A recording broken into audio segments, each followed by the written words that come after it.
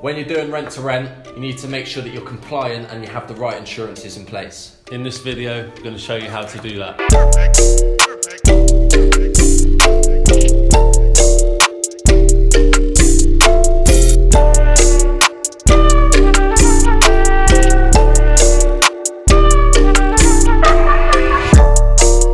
Right, I've had a lot of people asking me on social media what insurances do I need, how do I be compliant for rent to rent. Thought I'd put it on a little video for you. For more content like this, make sure you subscribe.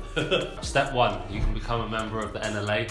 Doesn't really do anything other than you get some discounts. So for example, when you're doing references for your tenants, you get discounts. You can do your referencing through them. It's basically set up by landlords for landlords. They got helplines there for you to help you. You can join it. We've joined it. It looks good on like business card or the website as well if you're part of a bigger association of landlords. It's not a must. You don't have to have it, but you can get a few discounts and stuff. So. Yeah. It's worth getting it for that reason. Step 2, you need to be registered with one of the redress schemes. Yeah, so you're going to be operating as a property manager, so you need to join one of the government approved redress schemes. This is a must, this one. There is 3 to choose from, so I'll put them on the screen somewhere. Yeah, it don't really matter which one, just make sure you do it. It's just so that, say for example, you and say a tenant can't agree about something, there's somewhere for them to take it further. Otherwise they'll either take you to court, or they can take you to court, or they'll just take you to the council. And you'd much rather a redress scheme deal with it because they can actually go out and inspect the property. So it's much better to do that, make sure you have that in place. Yeah, it's better to deal with them than with the council. Yeah, definitely. Number 3, ICO. ICO stands for Information Commissioner's Office. You're going to have this if you're dealing with any customer's information, so which you will be to get that. So there's no excuse, literally 40 quid or something like that. Yeah, all of the things that we mentioned, we'll put all the links in the description for you to easily access. So ICO was set up for data protection in any business in England that collects and stores people's data.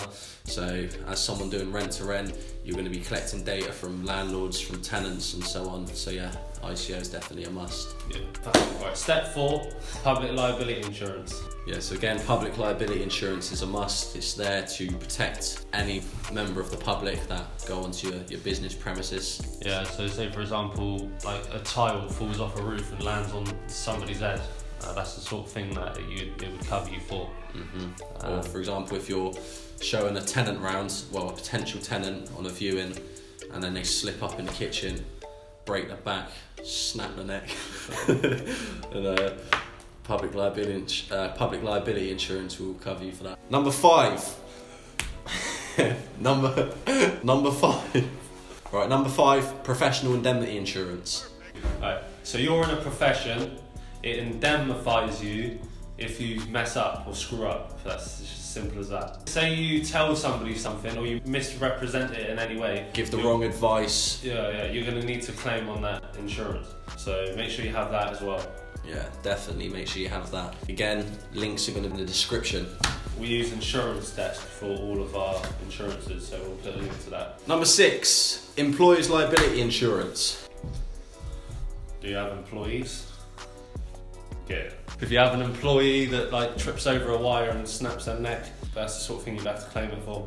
But with employer's liability insurance, if you've got the other insurances in place, then it's likely that will include that. It'd be surprising if they don't. But again, it's if you've got employees. Yeah. Number 7, client money protection. Client money protection is a subject where loads of people disagree. So these are the facts. If you're doing rent to rent and you're the principal in the contract, i.e. you're acting as the landlord on the contract, creating a tenancy with the tenant, i.e. the occupier of the room, then you don't need client money protection as it's your money as the landlord. If you're acting as a property manager, i.e. a letting agent, and you are creating an agreement where you're taking a commission or a part payment of the rent on behalf of the landlord.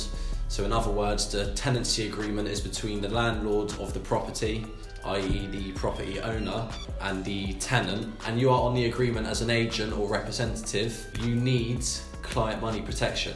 So because the money that you're receiving from the tenant belongs to the landlords, you need to protect that money following client money protection laws and insurances. So if you're acting as an agent, tenants pay the landlord's money into a client money protection account, and then commissions will be paid out of that account to you. Right, many people do rent to rent in loads of different ways, using loads of different types of contracts. If you're doing rent to rent on a management agreement, the owner's name should appear on the top of the tenancy agreement. In that position of rent to rent, you will need client money protection. If you've done a rent to rent on a management agreement and your name comes up as the landlord on the tenancy agreement, you do it, that's not right. So you should think about what you're doing and speak to a professional and get professional advice about that. Last insurance that you may or may not need, it's up to you if you want to use it, is the deposit replacement insurance. So what this does is, let's say you've got to pay the deposit on a rent to rent that you're trying to get. If you get the insurance, you just pay a fraction of what the deposit would be, but you have to pay that every year. Yeah, so it's just 1 week rather than 5 or 6 weeks. Yeah, rather than 6 weeks. So it cuts down your initial investment, but over longer term. Yeah, you end up paying more in the long run. But we did it. It's lower money down, so yeah, we can keep our money to keep putting into the next deal. If you want it, speak to us because we can put you onto the right person. That's the insurances you need, and that's all the compliance that needs to be done if you're setting up a rent to rent. Yeah, so just want to let you guys know we're not experts on this. So today we phoned up our compliance guy to make sure we give you the correct information, because we wouldn't want to tell you anything wrong. Yeah. So we just double checked everything today, made notes, and just before we made this video. Yeah, so always speak to someone who specialises in this sort of thing, just so that you make sure you're doing everything right.